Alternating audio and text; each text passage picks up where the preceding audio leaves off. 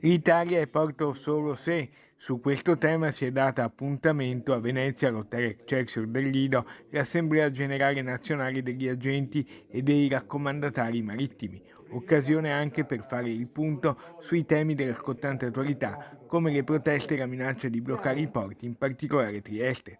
La posizione del presidente nazionale della federazione, il veneziano Alessandro Santi, però è chiara e netta. La nostra posizione è contraria alle azioni che si sono state fatte nei vari porti, direi soprattutto a Trieste, perché non ha una logica e non dimostra senso di responsabilità in un momento così importante per il nostro Paese. Santi pone però delle tematiche cruciali sul tavolo del governo. La visione strategica sul Mediterraneo, quella dell'accessibilità nautica ai porti e quella della sburocratizzazione. Il porto di Venezia come sta? Il Porto di Venezia sta bene, ha bisogno di diventare ancora più sostenibile, ancora più forte di quello che è.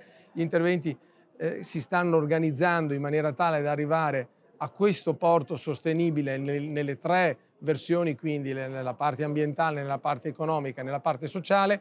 È un lavoro impegnativo e noi da parte nostra, come Federagenti e come cluster, siamo pronti a dare supporto al governo nella maniera più idonea.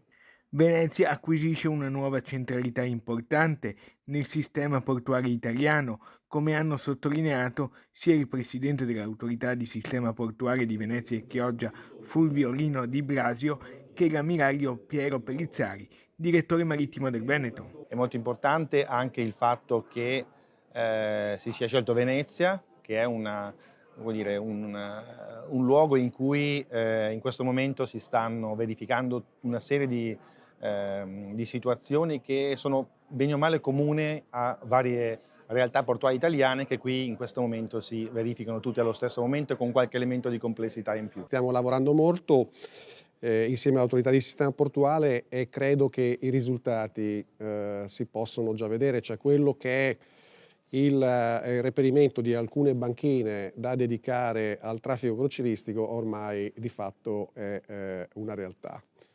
Il porto ha continuato a lavorare durante la pandemia e sta mantenendo assolutamente i suoi traffici, sono stati effettuati degli escavi manutentivi.